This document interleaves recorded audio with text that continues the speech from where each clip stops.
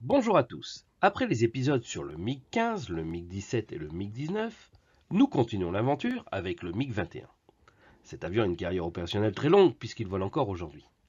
Dans cet épisode, nous allons parcourir le MiG-21 en détail, les pays utilisateurs et le MiG-21 en combat. On y va?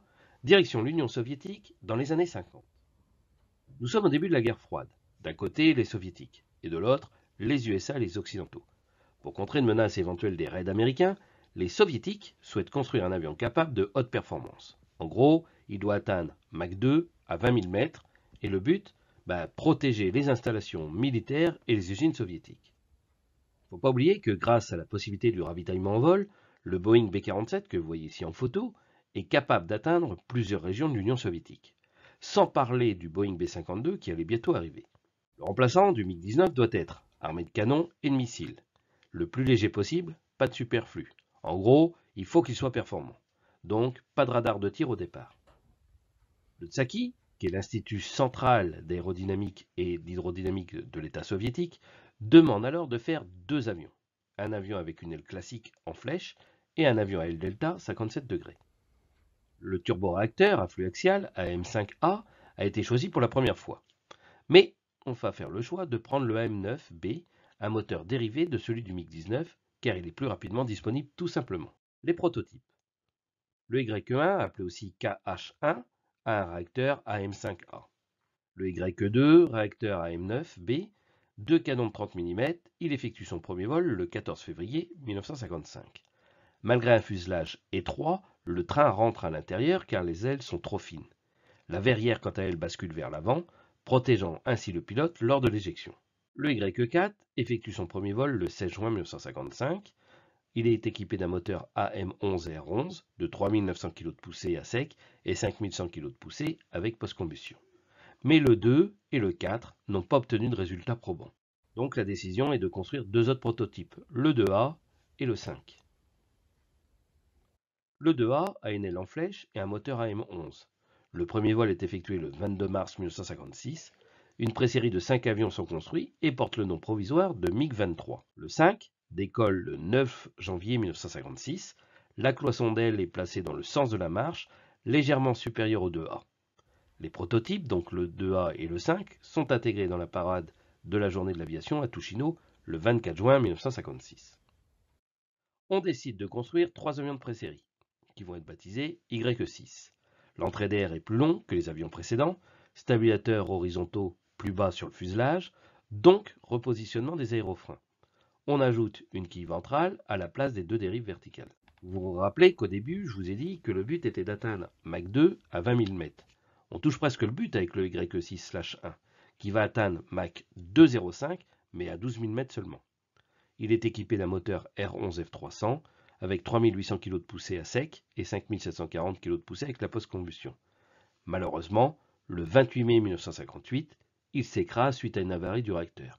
Plus exactement, suite à un problème hydraulique. 3 nouveaux prototypes vont voir le jour, le YE6T, donc la voilure Delta, flèche de 57 degrés conservée, un cône d'entrée d'air réglable en 3 positions, un radar de recherche, 2 canons de 30 mm avec 30 coups chacun, et 2 pylônes à l'air pouvant embarquer des bombes ou des roquettes. Après la révision du système hydraulique, un nouveau prototype passe le cap de Mach 2 en septembre 58, suivi en décembre 58 par une troisième tentative. Suite à ces essais, le MiG-21 va recevoir l'autorisation de mettre en production et la livraison aux forces aériennes soviétiques débute à l'automne 59. La première production a été confiée à l'usine d'État de Corky pour les monoplaces et l'usine de Tbilisi pour la production à l'exportation. Pendant cette période, les deux prototypes YE6 ont continué leurs essais. En 1959, il est armé par des missiles nom de code AA-2 Atoll, ou si vous préférez, K-13 ou R-3S. Le MiG est construit dans les usines de Gorky, Moscou, Tbilisi et sous licence en Tchécoslovaquie, l'Inde et la Chine. Vous pouvez voir ici une vue éclatée du MiG-21. Le fuselage, avec une largeur maximale de 1,24 m et un long corps tubulaire avec un nez ouvert qui possède une petite entrée d'air ronde dans le nez qui régule le flux d'air vers le moteur. Dans la première variante du MiG-21, le tube de pitot est situé à l'arrière du nez. Après le MiG-21P, il était situé au sommet de la prise d'air. Derrière son cockpit se trouve une bosse dorsale. Le poste de pilotage, c'est une cabine pressurisée, climatisée. Le poste de pilotage reçoit un siège éjectable SK-1. L'aile delta a une envergure de 7,154 m pour une surface d'aile de 23 m². Il dispose d'un train d'atterrissage tricycle avec amortisseur. Le train avant se rétracte dans le fuselage sous le radar et le train d'atterrissage principal se rétracte dans le fuselage. Le moteur est un turboréacteur R11-300F avec une poussée sèche de 3880 kg de poussée. En plus de l'entrée d'air dans le nez, il y a une trappe d'entrée d'air auxiliaire à ressort sur chaque côté du fuselage, juste en avant et au-dessous de l'aile pour fournir un flux d'air supplémentaire pour le décollage entre autres. On trouvait 6 réservoirs de carburant flexibles dans le fuselage et 2 réservoirs de carburant intégrés dans chaque aile, soit un total de 10 réservoirs offrant une capacité de carburant interne utilisable de 2280 litres. Vous voyez ici l'emplacement de l'avionique de combat, c'est-à-dire le radar, l'IFF, les altimètres radar, VHF, détecteurs de radar, etc. Sur la version F, il était équipé d'un canon jumelé automatique de 30 mm. Ce dernier était placé sous le cockpit. Chaque canon est alimenté de 30 coups. Les variantes. Les avions de première génération. Le MiG-21F, appelé par l'OTAN Fishbed B, est un avion de présérie. Il est modifié en 1960 afin de tester ses capacités d'emporter une bombe nucléaire. Le MiG-21 F-13, appelé par l'OTAN Fishbed C, a la principale particularité de pouvoir emporter le missile K-13. Alors le missile K-13 c'est quoi? C'est une copie du missile américain AIM-9 Sidewinder. Il possède une dérive agrandie, une post-combustion entièrement réglable, mais il a perdu son canon gauche car il faut gagner du poids. Il sera aussi fabriqué sous licence en Tchécoslovaquie et en Chine sous le nom de Chang'un F-7M. On modifie régulièrement le MiG-21, il en sort donc deux nouveaux prototypes, le 7/1 et le 7/2, qui vont aboutir à des avions de deuxième génération. Le premier vol pour le /1 aura lieu le 10 août 1958. Quant au /2, le premier vol est effectué le 18 janvier 1960. Ils sont équipés d'un réacteur R11F300. Ils se distinguèrent par une arête dorsale plus importante et l'avant du fuselage agrandi, ainsi qu'un diamètre plus large afin de recevoir un radome contenant un radar à impulsion. Ce dispositif entraîne le déplacement de la perche du dessous vers le haut du nez. Dépourvu de tout armement fixe, le YE7 pouvait emporter deux missiles R3 sous l'intrado, tandis que l'installation d'un collimateur optique lui permettait de tirer des roquettes non guidées. Après une série d'essais jusqu'en mai 1960, le MiG-21P est fabriqué, appelé Fishbed D par l'OTAN, et pourquoi P? P pour intercepteur en russe. Il cède sa place en 1962 pour le MiG-21 PF, appelé par l'OTAN Fishbed E. Donc il est destiné à l'URSS et à l'export. Alors vous allez me dire pourquoi le F? F pour pousser en russe. En 1963 sort le MiG-21 PFS, appelé aussi Fishbed D par l'OTAN. Alors le PFS a aussi le nom de Fishbed F, donc du lot 10 au lot 19. Il possède un stabilisateur vertical qui est apparu pour la première fois sur le MiG-21 FL. L'avion a conservé un siège éjectable SK et la verrière monobloc à ouverture vers l'amont du MiG-21 PF. Et le PFS, le Fishbed F toujours, à partir du numéro 241 314, possède un siège éjectable KM1 et une verrière en deux parties à ouverture latérale. Le MiG-21 PFM, appelé Fishbed F, est conservé. Alors, une corde de la dérive augmentée afin d'accroître la stabilité latérale, le dispositif SPS. Alors c'est quoi un dispositif SPS? En gros, l'air en provenance du réacteur était soufflé sur la partie supérieure des gouvernes, accélérant l'écoulement de la couche limite et retardant dans le même temps, sa séparation. Verrière, deux éléments. La partie mobile s'ouvre vers la droite à cause du nouveau siège éjectable KM1. Vous voyez ici l'extrait d'un manuel technique datant de 1968 sur l'armement du MiG-21 PFM, bien que l'avion illustré soit plutôt un MiG-21 PF ou PFS. Chaque type d'arme est illustré en double puisque seulement deux pylônes à l'air étaient disponibles. On reconnaît la bombe FAB 250, la FAB 500, bombe au napalm, conteneur lance-roquettes UB-1657U avec les 16 roquettes S5M ou S5K. missile RR, le RS-2US ou le R3S, et la fusée air-sol, la S-24. Il était possible de rajouter une nacelle, donc un canon de 23 mm de 200 coups. La version fabriquée en Inde porte le nom de MiG-21 FL. Alors le MiG-21 FL, il n'a pas de radar RP-21, mais un R2L qui est moins performant. Et par contre, il a la possibilité de tirer des missiles français Matra Magic. Une version améliorée du MiG-21 PFM va voir le jour. Il va porter le nom de MiG-21 PFMA, appelé par l'OTAN Fishbed J. Alors, lui, toujours un radar RP22, siège éjectable 0,0, ça veut dire que on peut s'éjecter en étant au sol, moins de carburant, réservoir largable, tube pitot décalé vers la droite, et il est capable de tirer des missiles AAR-3, c'est-à-dire le AA Atoll ou l'Advance Atoll, et une nacelle canon. Le MiG-21R, appelé aussi Fishbed H par l'OTAN, R pour reconnaissance, il y aura une version export qui s'appellera le RF. Alors pourquoi faire un avion de reconnaissance? Tout simplement, son objectif, photographier des objets en vol, à moyenne et haute altitude, et déterminer les positions de stations radar ennemies dans toutes les conditions météorologiques, de jour comme de nuit. Au milieu des années 60, les forces aériennes soviétiques entreprennent d'acquérir un meilleur chasseur-intercepteur. Les recherches ont rapidement abouti au YE-7S, un MiG-21 PF équipé d'un nouveau radar Saphir 21, un nouveau viseur, mais également le R3R.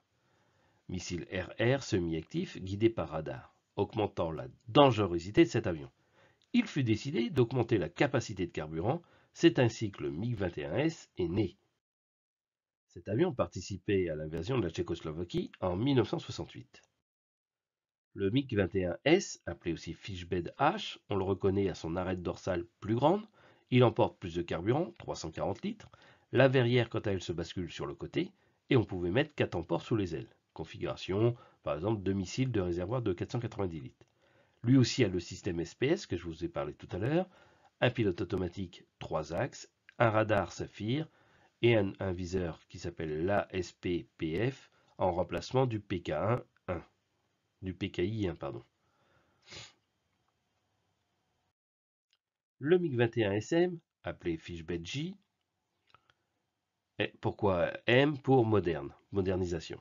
Il possède un réacteur plus puissant, le R13-300, puisqu'il a 4070 kg de poussée à sec et 6490 kg de poussée avec post-combustion.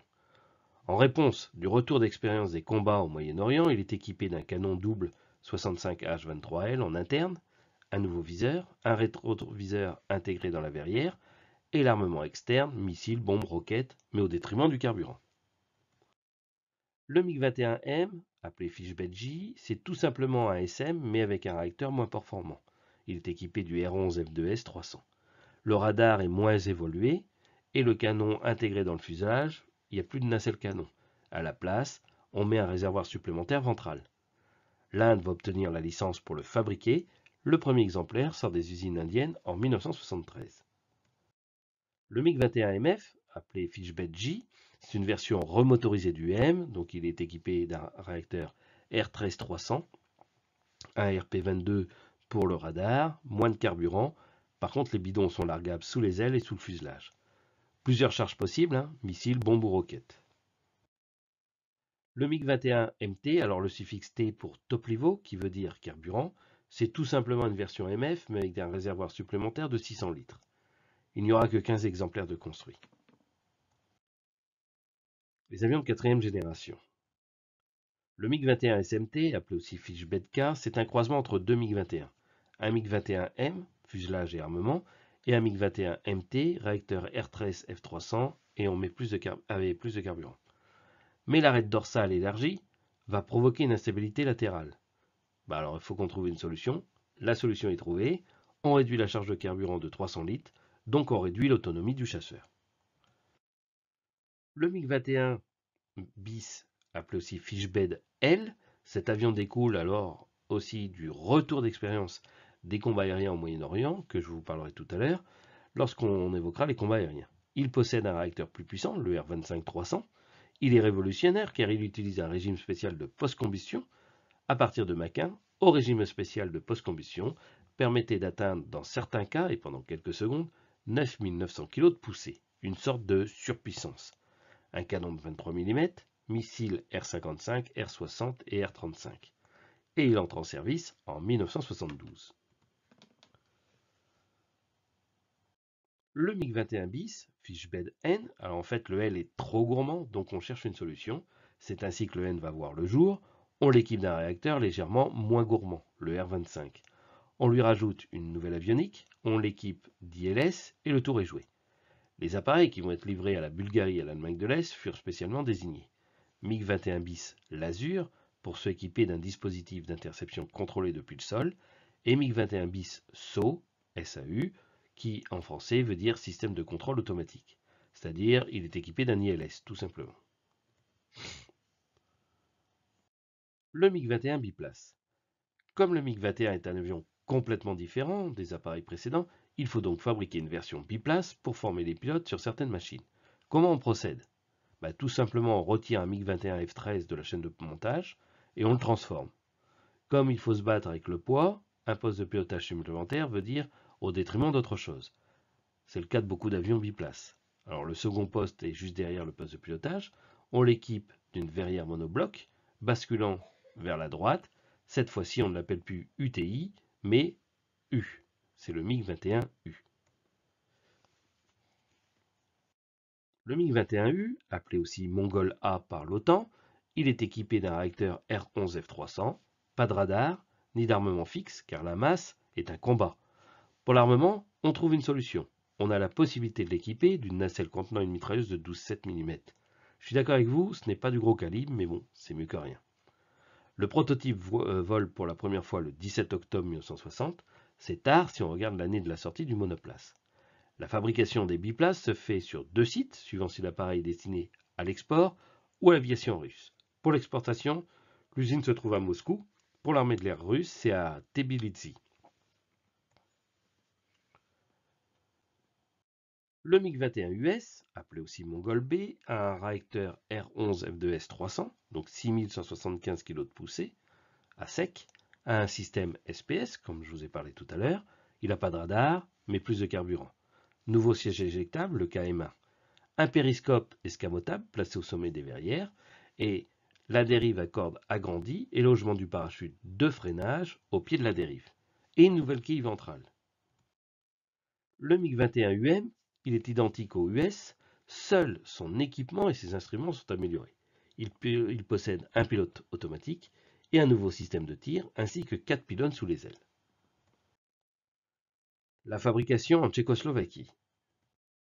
La Tchécoslovaquie va fabriquer sous licence le MiG-21, il va porter le nom de Aero S-106.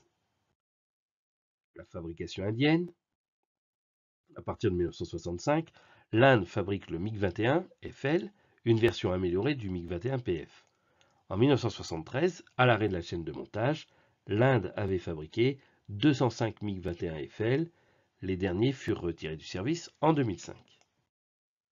La Chine reçoit l'autorisation de produire en 1962. Elle a aussi l'autorisation de construire le réacteur R-11 F300. L'Union soviétique livre des appareils entiers, des pièces détachées, des documents techniques à l'usine de Changyang. Les Chinois le baptisent J7, J pour Jiang qui veut dire chasseur en chinois. Le premier vol est effectué le 17 janvier 1966. Mais la production en série est retardée suite à la révolution culturelle. La production débute qu'au début des années 80, donc dépassée. Cependant, la production va durer 20 ans et un millier d'exemplaires va voir le jour dans les usines de Chengdu pour les monoplaces et Guizhou pour les biplaces. Cette fabrication n'est pas uniquement pour la Chine. En effet, il est destiné aussi à l'export. Alors, les principales qualités de vente sont conception simple, prix d'achat faible. La cible, les pays en voie de développement qui n'ont pas les moyens d'acheter un avion de chasse traditionnel. Le J7, c'est tout simplement un MiG-21 F-13. Et le J7-1, c'est la version améliorée du J7. L'entrée d'air était un cône souris, le cône est variable sur 3 positions. Il est aussi équipé de 2 canons dans la racine de l'aile gauche. Et il est capable de tirer a un missile PL2, c'est une copie du 4S. Alors, quand j'ai dit qu'il est équipé de 2 canons, c'est que le deuxième canon est dans la racine de l'aile gauche, hein, et ce pas les 2 canons qui sont sur la racine de l'aile gauche. Le F7A, c'est une version d'exportation du J7-1. Cette version sera vendue à l'Albanie et à la Tanzanie. Il est motorisé d'un réacteur WP7B, donc 6100 kg de poussée avec post-combustion, et le logement du parachute de freinage est repositionné à la base du gouvernail. Le J7-2, c'est une version chasse tout temps. Alors il est similaire au F7A, mais avec une verrière s'ouvrant vers l'arrière et largable en cas d'éjection. Solution obligatoire à cause du nouveau siège éjectable, le HTY2, plus performant. Le réacteur a un W7B, réservoir ventral de 720 litres au lieu des 480 litres, et le premier vol est effectué le 30 décembre 1978.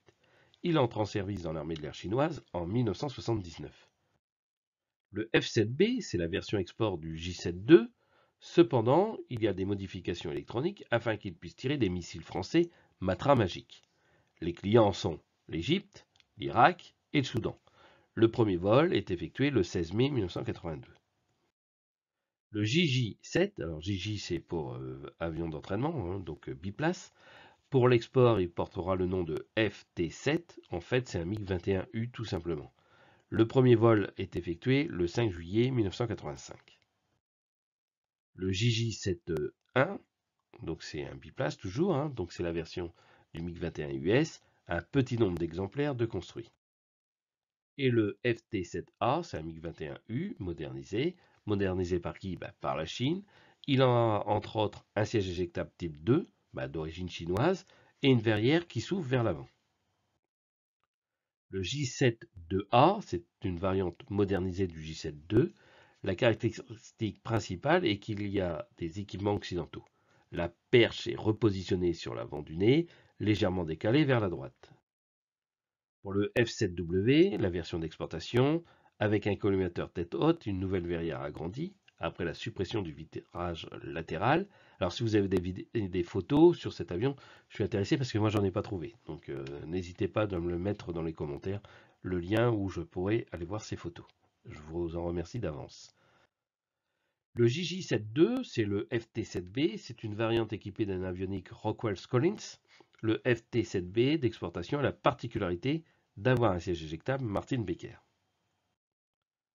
Le J7BS, c'est une variante équipée de 4 pylônes à l'air. Et le F7M Airguard, c'est une variante du J7-2 améliorée et destinée à l'exportation. L'avionique est aussi d'origine occidentale. Il peut recevoir deux types de réacteurs, soit le WP-7B ou le WP-7BM. Le FT-7M, c'est tout simplement une version biplace du F7M. Le J7-2H, c'est la variante du J7-2, spécialisée dans l'attaque au sol, avec écran multifonction, ajouté sur le tableau de bord. Cette variante peut tirer le missile PL-8 infrarouge. Et le premier vol est effectué en mars 1985. Le F7P Skybolt, c'est une variante du F7M destinée au Pakistan. Le réacteur est un WP7B. Il a deux canons internes de 30 mm, un collimateur tête haute et une avionique occidentale. Le FT-7P, c'est la version biplace du F-7P. Il conserve les mêmes capacités que le monoplace et aussi le radar. Le J-7-3, c'est une copie du MiG-21MF, appelé Fishbed-J, avec la particularité d'être en mesure de tirer les missiles chinois, les PL2 et les PL5, nouvelle avionique, collimateur tête haute et un réacteur WP-13. La verrière s'ouvre sur la droite et l'indre est agrandi et doté d'un cône fixe. Le J7E, c'est une variante améliorée du J7-2, donc un radar Marconi Super Sky Ranger, c'est impulsion Doppler, réacteur Lemmingwampen 13F. L'aile est désormais en double delta, 57 degrés à l'intérieur et 42 à l'extérieur. Il a une envergure de 8,30 m, surface à l'air plus 8%, et il a surtout une capacité d'emport de carburant multipliée par 2. Cette nouvelle voilure améliore l'avion de 45%, surtout en basse altitude lors des phases d'atterrissage et de décollage. 4 pylônes d'aile, 2 tonnes de charge, donc plusieurs missiles, bombes, roquettes, etc. Le J7MG, c'est tout simplement un J7E que nous venons de voir, mais avec un siège éjectable Martin Becker. La version d'exportation, par contre, elle possède un pare-brise monobloc, la variante pour le Pakistan. Le F7PG est équipé d'un radar italien Grifo MG. Le FT7PG, c'est la version biplace du F7PG, avec un siège rehaussé, mais on supprime le périscope. La voilure standard est conservée. Le J7G, c'est l'équivalent du F7MG, PG, spécialement fabriqué pour les Chinois, pare-brise monobloc, un radar Doppler, et le premier vol est effectué en 2002, il est entré en service en 2004. La première patrouille acrobatique chinoise va l'utiliser, le J7EB, une variante non armée, puis le J7GB, dérivé lui aussi du non armé J7G. Au total, plus de 500 exemplaires de construits de J7F7, toutes variantes et versions confondues. Les trois plus gros clients sont l'Irak, l'Égypte et le Pakistan. Le XXIe siècle, alors le MiG-21 vole encore dans plusieurs pays. Quelques programmes de modernisation sont sortis à la fin des années 1980, à la fin du XXe siècle. Pardon. Donc le MiG-21-93, proposé par la Russie, il est équipé d'un radar d'origine Doppler, celui du MiG-29. Grâce au radar, il est possible d'emporter des armes et des missiles de dernière génération. Il est équipé d'une nouvelle commande de vol, un collimateur tête haute à double écran. Le MiG-21-97, identique au 93, c'est juste la motorisation qui change. Il a un réacteur Klimov RD33, plus performant. Alors j'ai pas de photo, si vous en avez, mettez-moi le lien dans les commentaires. Merci.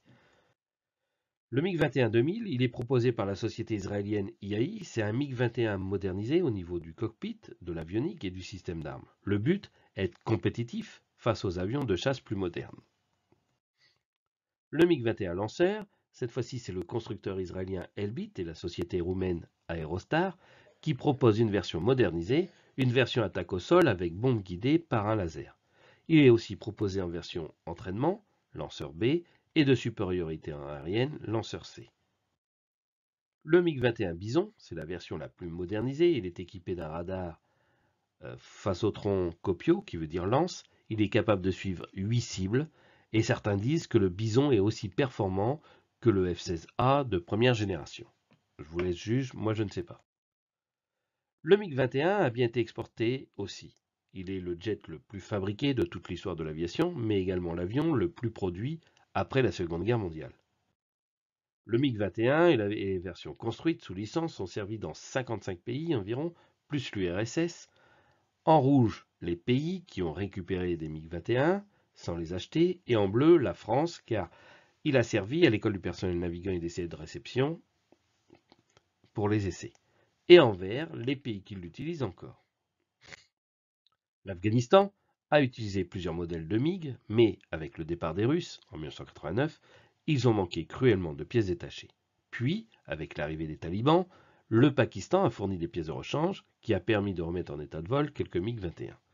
Lorsque les Américains sont arrivés en Afghanistan, la plupart des MiG-21 furent détruits ou étaient déjà non opérationnels. L'Albanie se tourne vers la Chine pour acquérir des F-7A en 1970. Ils volent durant 30 ans et en 2007, le dernier F-7A était stocké dans les tunnels. Les premiers MiG-21 arrivent en 1965 en Algérie. Lors de la guerre des 6 jours, l'Algérie envoie des MiG-21 en Égypte, mais 6 d'entre eux atterrissent à El Arish, dans le Sinaï, qui venait d'être occupé par les forces israéliennes.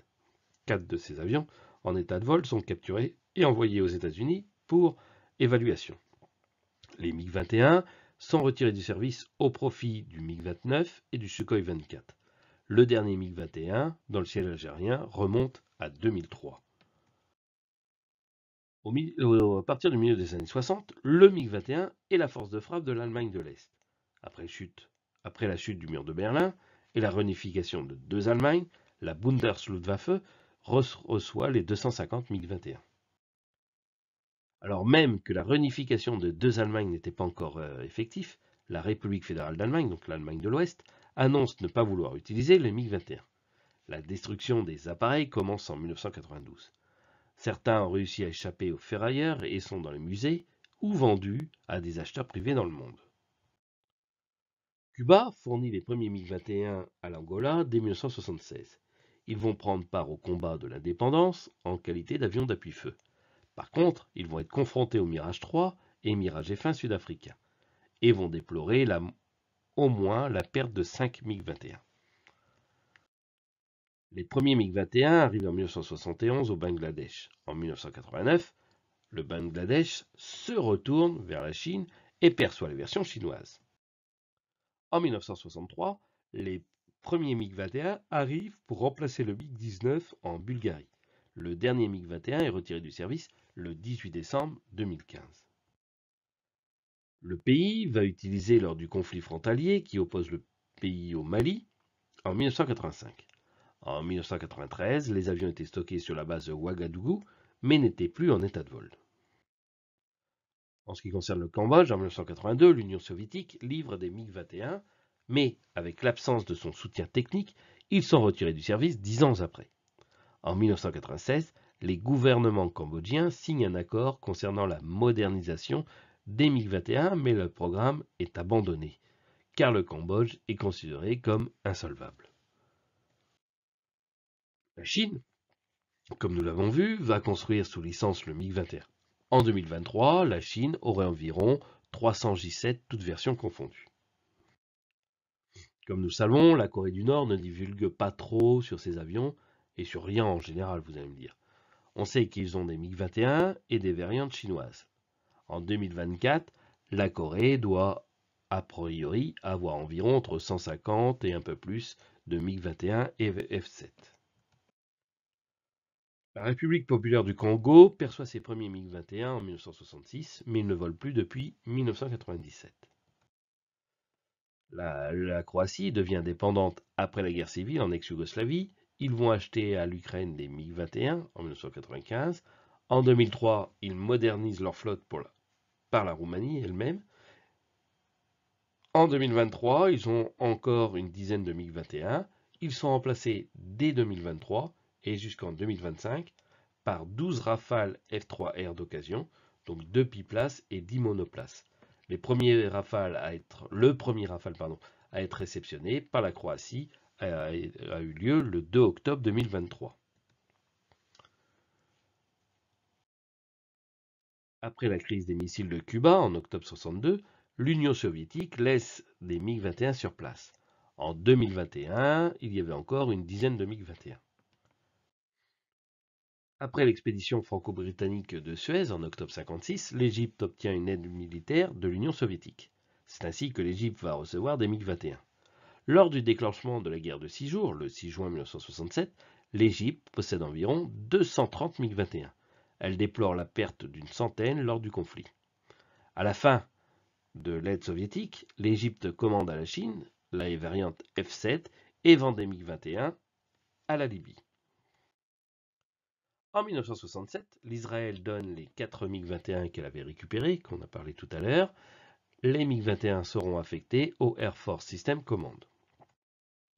En 2013, 44 MiG-21 civils étaient enregistrés par la Federal Aviation Administration, la plus importante flotte étant celle de l'entreprise Draken International, qui en possède environ une trentaine. Il possède aussi des Mirage F1. En 1977, l'Éthiopie achète des MiG-21 a priori à Cuba. Le manque d'expérience des pilotes de l'Éthiopie va entraîner des pertes non négligeables lors de la guerre contre l'Érythrée. En 1997, 10 MiG-21 sont envoyés en Israël pour y être modifiés, mais, faute d'argent, le projet n'a pas abouti. La Finlande remplace ses Vampire et Knat par des MiG-21 dès 1963. Il est ainsi le seul pays européen non socialiste à utiliser des MiG-21. Le MiG-21 tire sa révérence en 1998 au profit du F-18 Hornet. Et oui, la France a fait voler un MiG-21. Quoi, mais qu'est-ce qu'il raconte, il est fou? Ben non. En gros, l'exploitation du Mirage 3 à l'école du personnel navigant d'essai de réception à Istres est trop chère. Donc, ils ont eu l'idée de louer un MiG-21 US. Il fallait que les stagiaires puissent tester des avions utilisant uniquement des commandes hydrauliques sans assistance électrique. La DGA passe un contrat avec une PME créée exprès pour ça. Le MiG-21 est échangé à un collectionneur privé contre un T-33 ex de l'armée de l'air. On l'immatricule, MiG-21F Zulu Alpha Golf Romeo, mais il vient d'où ce MiG? De la Tchécoslovaquie. Il porte le numéro 241, il a fait une carrière de 69 à 93, et théoriquement, je dis bien théoriquement, il sert en France de 2001 à 2003, car en vrai, il ne va ne faire que 2 ou 3 vols, puis arrêt du programme et aucun vol d'instruction. Pourquoi? Parce qu'elle a déjà rencontré rapidement des problèmes de mise au point de système après le remontage, surtout de l'anémomètre, et problèmes de pièces détachées. En gros, un vol, une panne. Il est resté une année, puis stocké dans un hangar avant de repartir aux USA en 2003.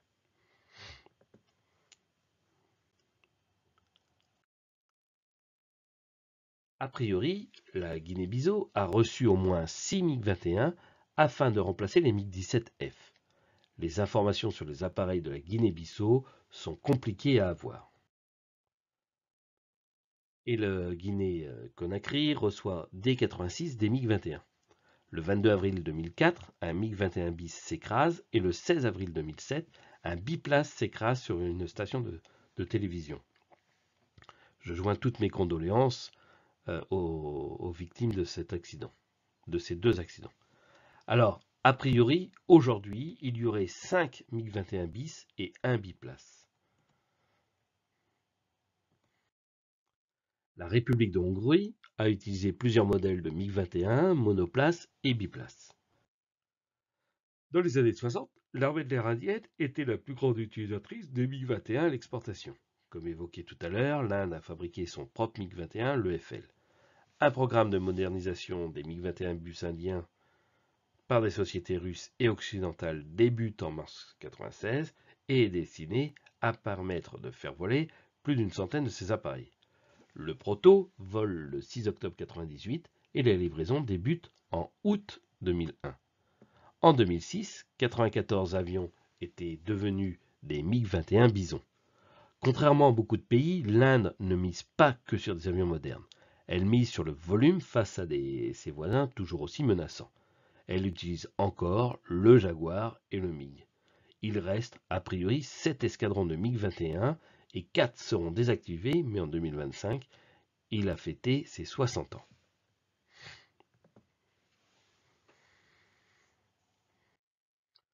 L'Indonésie, en 1962, perçoit ses premiers MiG-21. La politique de l'Indonésie est de se rapprocher des USA, a mis un terme au partenariat avec l'Union soviétique. Donc, par manque de pièces de rechange, les MiG-21 ont été vite retirés du service. Elle va utiliser ensuite des sabres, puis des sabres sous licence anglaise, puis, mais aussi, des AK Skyhawk. L'Irak, quant à lui, ce pays a été soutenu durant la guerre froide par les deux blocs. Elle a donc utilisé des MiG-21, mais aussi par exemple des Mirage F1. L'Irak envoie lors de la guerre du Kippour, en 1973, 18 MiG-21 en Syrie. Ils ont obtenu 2 victoires aériennes contre des Skyhawk au prix d'un MiG-21. Avec l'histoire de 2003, l'armée de l'air irakienne perdait ses derniers MiG-21. En 1987, la République islamique d'Iran reçoit sa commande de F-7M à la Chine qu'elle avait commandée 2 ans auparavant. En 1993, son ordre de bataille aligne des F-7 et des FT-7, sans oublier le MiG-21 irakien récupéré lors de la guerre du Golfe de 1991. En effet, certains pilotes irakiens avaient trouvé refuge en Iran. En 2023, elle utilise encore 18 F-7 toutes variantes. Le 16 août 1956, le capitaine Mundir Radfa, un pilote irakien, déserte vers l'Israël à bord d'un MiG-21 F-13. L'avion est en parfait état de marche. Il est testé par les Israéliens. Ils lui donnent le code de 007 en hommage à James Bond. Et lorsque Israël a terminé l'évaluation de l'appareil, il le donne à leur allié américain. Les Américains lui ont donné la désignation de couverture, YF-110, et ont effectué l'évaluation dans le cadre d'un programme nommé AVDOCNUT. Ils ont découvert que la machine présentait un certain nombre de faiblesses, par exemple les tremblements l'empêchaient de devenir supersonique à basse altitude, et la poussée de son moteur augmentait lentement, limitant l'accélération. Dans les années 60 et 80, le Laos perçoit quelques MiG-21 de l'Union soviétique ainsi qu'une aide du Vietnam. Mais dans les années 90, les aides sont stoppées et la disponibilité opérationnelle décline rapidement. Ils ont tenté de les faire moderniser par les Indiens, mais leurs avions étaient atteints déjà par un potentiel trop élevé. Avec son sol riche en pétrole, la Libye a pu acquérir de l'armement des deux blocs. Ses fournisseurs principaux étaient la France et l'Union soviétique. Elle a reçu donc des MiG-21.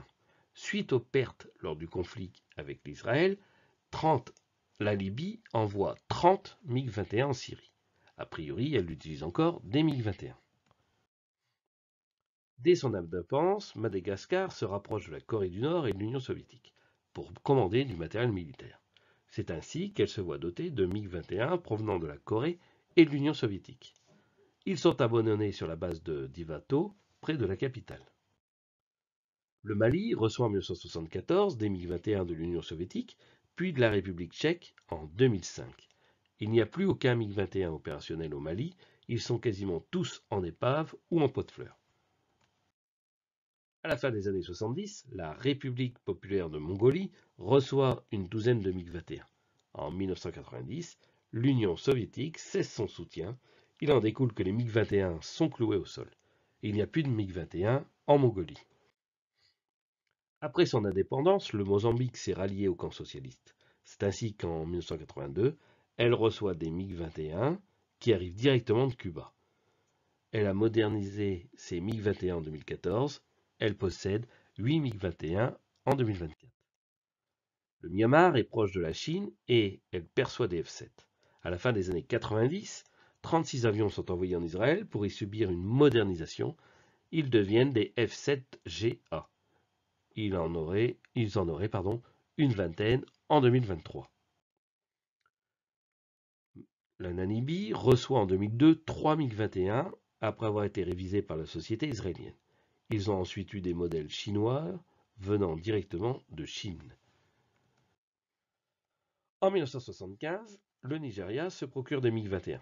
Le MiG-21 sont en vente sur Internet, je viens d'aller le vérifier, donc si vous voulez acheter des MiG-21 et les vendre par lot, vous mettez MiG-21 à vendre au Niger et au Nigeria et vous trouverez les MiG-21 à vendre.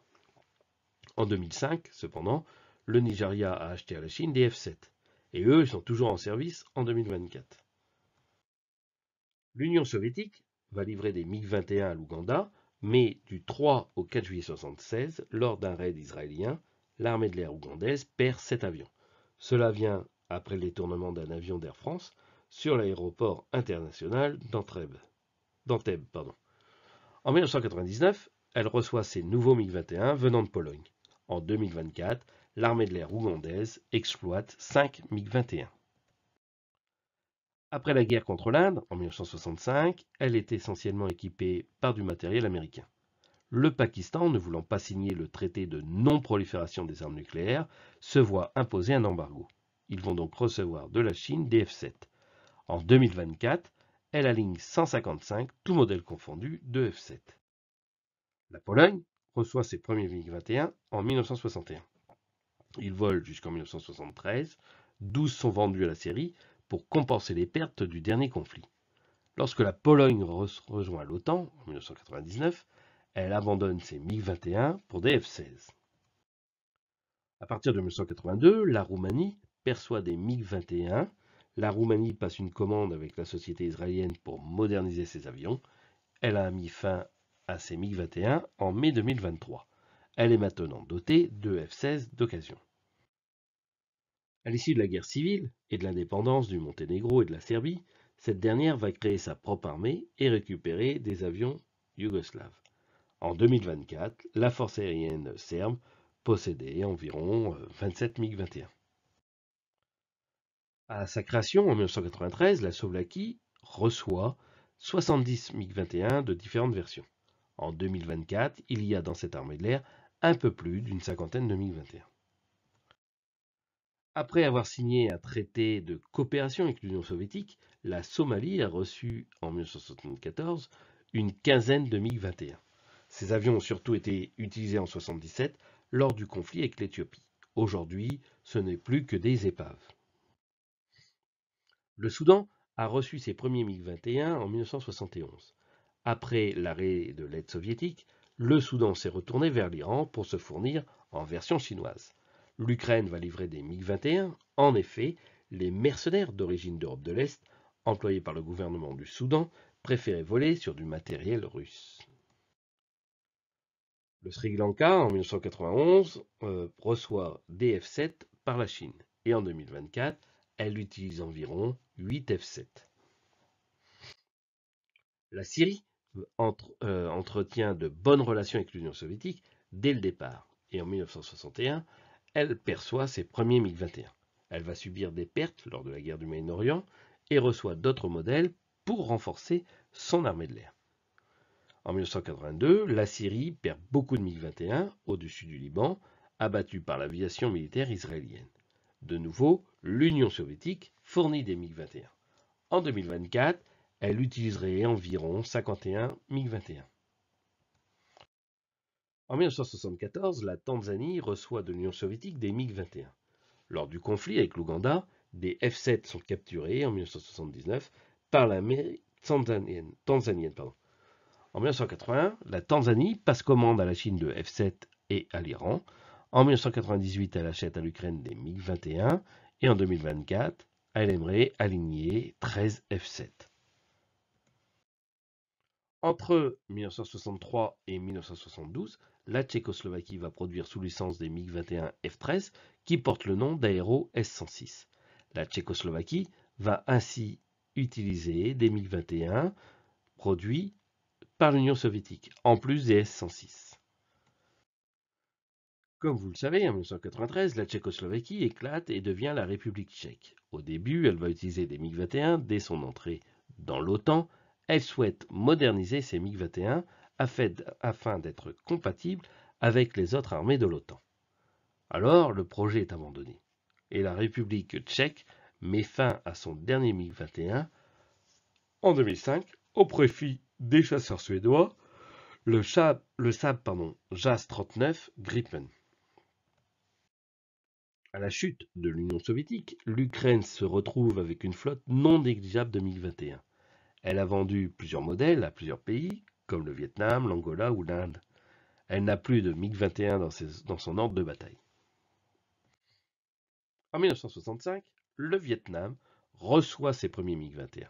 Les Vietnamiens se sont servis du MiG-21 durant la guerre du Vietnam et 13 pilotes portent le titre d'As. En 2024, le Vietnam utilise 144 MiG-21. À partir de 1968, l'Union soviétique fournit des MiG-21 au Yémen du Nord, la Russie fournit les deux belligérants. Le Yémen du Sud percevra des MiG-21 dès 1971. À la réunification des deux entités en 1990, les MiG-21, encore en état de vol, dans les deux camps, furent alors intégrés dans cette nouvelle force aérienne. Ils ont eu aussi des F-7M. A priori, il y aurait encore 19 MiG-21 au Yémen. Le MiG-21 arrive en Yougoslavie en 1962. La Yougoslavie a reçu 260 MiG-21 de versions différentes. En 1976, la Zambie a reçu 16 MiG-21. En 1997, toute la flotte, sauf un monoplace, sont envoyés en Israël pour être modernisés. Elle retire ses derniers MiG-21 en 2021. En 1986, le Zimbabwe reçoit 12 F-7 et 5 ans après 2 biplaces. En 2023, ils ont encore 7 F-7, tout confondu avec les biplaces. Nous allons parler maintenant du combat aérien. Alors avant de vous parler du théâtre d'opération, je voulais vous montrer la différence de taille entre un F-15 et un MiG-21 à une distance d'environ 3 km. Là, il n'y a pas photo. On voit très bien le F-15 et le MiG-21, on l'imagine. En ce qui concerne la visibilité sur le MiG-21, il y a des points noirs, comme vous pouvez voir sur cette photo. La guerre du Vietnam. Les débats sur les taux de mortalité au Vietnam persistent encore aujourd'hui. La plupart, à l'exception de ceux revendiqués par l'aviation du Nord-Vietnam, placent le ratio en faveur des Américains, et cela était certainement vrai au cours de la guerre. Selon les statistiques en rapport peut varier, alors les rapports pour les statistiques peuvent varier entre 2 contre 1 à 15 contre 1, rapportés lors de l'utilisation de Tin Ball. Parfois, les ratios sont divisés en phases de la guerre et ceci semble souvent plus précis. Le ratio global pour la guerre reste cependant incertain.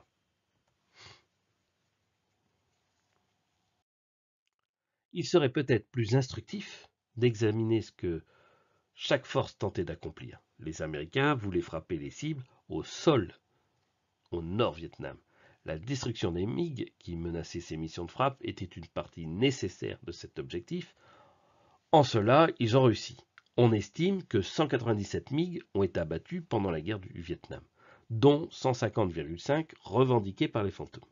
Les chasseurs perdus furent rapidement remplacés, mais il convient de noter que, selon des sources de l'US Air Force, la plus grande force de MiG de l'armée de l'air du Nord-Vietnam était de 206 avions en mai 72. De 64 à 67, leur nombre a varié mais n'a jamais dépassé 100. Seule une partie d'entre eux a été opérationnelle. À un moment donné, à partir de ces chiffres, on peut déterminer que les efforts américains ont été construits et que le F-4 était de loin son chasseur le plus performant. Sur les 92 avions destinés à l'opération Bolo, 56 étaient équipés de Phantom équipés pour le combat aérien. Lorsque l'opération commence, le 2 janvier 67, les conditions météorologiques extrêmes et des problèmes de ravitaillement signifièrent que seuls 32 F-4 y participent. Néanmoins, à la fin de la journée, 7 MiG-21 furent abattus, 2 autres non confirmés, sans aucune perte. Cela représentait à l'époque près de la moitié de l'inventaire des MiG-21 de l'armée de l'air nord-vietnamienne. Le colonel Holtz a déclaré que cela montrait que le F-4 pouvait gérer des MiG-21 de 8000 à 12 000 mètres en disant même « Vous avez un bon avion de combat entre vos mains, alors vous pouvez détruire du MiG-21 ». Ce fut le plus grand combat avec des MiG pendant la guerre. Pour les Vietnamiens, leurs affirmations sur le nombre de F-4 abattus sont bien supérieures aux 40 avions que les sources américaines confirment comme perdus au profit des MiG. Compte tenu de l'objectif de l'aviation militaire du Nord-Vietnam d'empêcher les bombardements réussis, il convient de noter que parmi les missions de frappe américaines qui ont rencontré des MiG, 55% ont été empêchés d'engager leurs cibles. Par exemple, en décembre 66, 20% des frappes américaines dans la région de Hanoï ont largué leur mission avant d'atteindre leur cible. En raison des interceptions de MiG, bien qu'il n'y ait jamais eu suffisamment de MiG pour affecter un petit pourcentage des attaques américaines, ils ont quand même eu un effet. La meilleure conclusion est peut-être que même si les Air Force et l'aéronaval avaient le dessus dans les combats RR, elles ne représentaient qu'une facette des opérations aériennes. La guerre au Moyen-Orient. La guerre a été gagnée le premier jour et même dès les premières heures lors de l'attaque des aérodromes égyptiens. 7h45, 3 heures après l'aube, à ce moment, les premières patrouilles aériennes égyptiennes avaient fini leur mission et se trouvaient au sol pour ravitaillement. Les brumes de l'aube étaient dispersées et les pilotes israéliens, en bien meilleure forme que s'ils avaient dû se lever au milieu de la nuit pour une attaque à 4h45. L'attaque fut précédée d'une approche par la mer à très basse altitude, bombes équipées de moteurs fusées ralentissant la chute, puis accélérant au moment de l'impact pour les faire pénétrer profondément dans le sol. Contre les avions garés ou tentant de décoller, tirs de roquettes et de canons.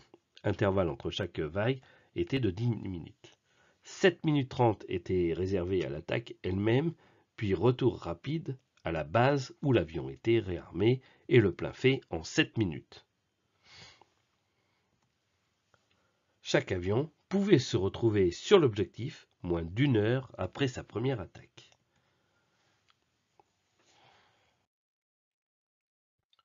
Mille sorties les 2 premiers jours. Certains pilotes ont effectué 8 missions dans la journée. C'est énorme. En ce qui concerne les pertes, l'Égypte a perdu 95 MiG-21, l'Irak 5 et la Syrie 32. Le 8 février 1970, un combat au-dessus du delta du Nil implique des MiG-21 égyptiens et des Phantom II israéliens, au cours duquel un F-4E est abattu et a priori 2 MiG-21. Le 9, c'est un Mirage 3 qui succombe au MiG-21. La guerre de Yom Kippour dure du 6 au 24 octobre. Ce qu'on remarque lors de bataille, c'est que les Israéliens ont 130 avions de combat, Phantom et Mirage 3, en gros. Les Égyptiens, 520 MiG-21 et Sukhoi 27. Avantage pour les Égyptiens syriens. Et en seconde ligne, 180 MiG-17. Là, de même, avantage aux Égyptiens et aux Syriens. À la fin du premier jour, l'Égypte déplore 5 MiG-21 au tapis. Le deuxième jour, les Égyptiens abattent 5 avions israéliens et perdent 7 MiG-21. Les pertes, 115 avions israéliens, 80 sur les 3 premiers jours. Ça fait un pourcentage de 69% de perdus sous les 3 premiers jours. En ce qui concerne l'Égypte et les Syriens, 450 avions théoriques et 75% d'entre eux sont abattus pendant le combat aérien.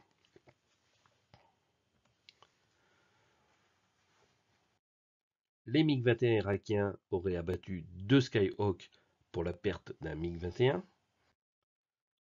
Le retour d'expérience des combats aériens au Moyen-Orient, la plupart des actions aériennes se déroulent en basse altitude, donc il faut des chasseurs puissants, bien armés, manœuvrants, donc il faut qu'ils puissent embarquer beaucoup de carburant. Ça fait d'autres problèmes à résoudre. Les États arabes étaient mal préparés, malgré une volonté agressive. Israël prend le pas, dès le début en frappant les avions au sol, dès le déclenchement de la guerre. Les avions qui ont survécu n'ont pu opposer qu'une résistance dispersée et ont généralement été immédiatement balayés du ciel par les combattants israéliens. Un MiG-21 irakien a touché un Mirage 3 israélien avec un AA-2 Atoll, mais n'a pas réussi à l'abattre. En octobre 1973, les Arabes se révèlent cette fois-ci des adversaires bien plus coriaces. Les 3 guerres du Moyen-Orient ont illustré l'importance absolument cruciale de l'aviation dans les conflits modernes. Du 6 au 10 octobre 1973, alors que Israël, luttant pied à pied, reculait sur tous les fronts, ce qui inquiétait vraiment les responsables, en dépit de l'exiguïté du pays, c'était l'hécatombe des forces aériennes. Ils avaient raison, sitôt rétablis, leur supériorité dans le ciel, les Israéliens reprennent l'offensive et gagnent la guerre, militairement du moins. En décembre 1971, l'Inde et le Pakistan sont entrés à nouveau en guerre, dans un bref conflit qui a vu l'émergence de la nouvelle nation du Bangladesh et du Pakistan oriental. Les MiG-21 de l'IAF se révélant plus qu'à la hauteur des chasseurs Lockheed F-104 Starfighter, généralement considérés comme homologues, le plus proche du MiG-21, parmi les chasseurs américains. Il n'est pas surprenant que les sources indiennes et pakistanaises diffèrent considérablement sur les détails de la guerre aérienne.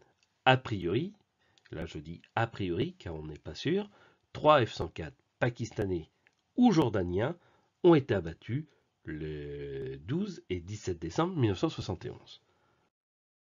Le MiG-21 a aussi été impliqué dans des petits conflits plus tard dans les années 70, notamment un affrontement frontalier entre la Libye et l'Égypte à l'été 77. Et une guerre entre la Somalie et l'Éthiopie au cours de la même saison. Le conflit entre la Somalie et l'Éthiopie a donné lieu à des combats entre les MiG-21 des deux côtés. Les MiG-21 ont également volé avec le gouvernement angolais dans les années 70 et 1980, s'affrontant occasionnellement avec des mirages sud-africains. Les Sud-Africains revendiquent quelques victoires. Les MiG-21 et J-7 irakiens ont connu de nombreux combats aériens pendant la guerre Iran-Irak dans les années 80, combattant les fantômes iraniens et les Northrop F-5 Tiger II. Les F-5, eux, étaient particulièrement performants face au modèle plus récent du MiG-21, et les pilotes irakiens avaient tendance à considérer le Tigre II comme un adversaire de taille. Le conflit Iran-Irak démontre que le F-14 est intouchable. Et Tom Cruise n'a rien à voir dans l'histoire. Alors, si vous souhaitez le monter en maquette, il est très facile de se procurer une boîte de MiG-21. Il existe plusieurs modèles, plusieurs marques, plusieurs échelles. Vous l'avez au 1,32, au 1,72, au 1,48e et au 1,144. Il y a plusieurs possibilités. Il y a l'embarras du choix. Alors, si vous voulez le piloter virtuellement, bah, vous pouvez hein, sur FS10, DCS, War Thunder. Il y a de quoi faire. J'ai vu des vidéos de personnes qui font des campagnes sur DSS sur cet avion. Ils sont vraiment très bons, je les félicite, hein. C'était du grand art. Si vous voulez le voir dans des musées, bah, vous pouvez le voir à Savigny-les-Bonnes, au Musée européen de l'aviation de chasse à Montélimar, etc. Et si vous voulez le voir voler, bah, il faut vous rendre dans un des pays qui l'utilise encore, tout simplement. Alors mes sources, 3 livres sur 4 sont écrits en français. C'est celui en bas à droite qui n'est pas en français. J'ai trouvé des photos sur le groupe Facebook MiG-21, mais aussi sur Jet Photo, du grand Pascal Lamouré et sur militaryimage.net. Alors les deux duels aériens au Vietnam et et la crête de la mort sont vraiment deux livres extraordinaires qui parlent de la guerre du Vietnam que je vous invite à lire. C'est vraiment très très bien. Et si vous avez des livres à me conseiller, bah pareil, hein, n'hésitez pas à me le mettre dans les commentaires, qui ont lien en rapport avec le MiG-21 quand même, hein. Merci. Alors, merci bah, de votre attention. Désolé si j'étais un peu long, puisque là j'ai fait 1 heure, mais il y a beaucoup de choses à dire sur le MiG-21. Je vous remercie d'être aussi fidèle à mes vidéos. Merci aussi de vos commentaires divers. Je vous dis à très bientôt sur YouTube, Spotify, etc. À bientôt. Au revoir.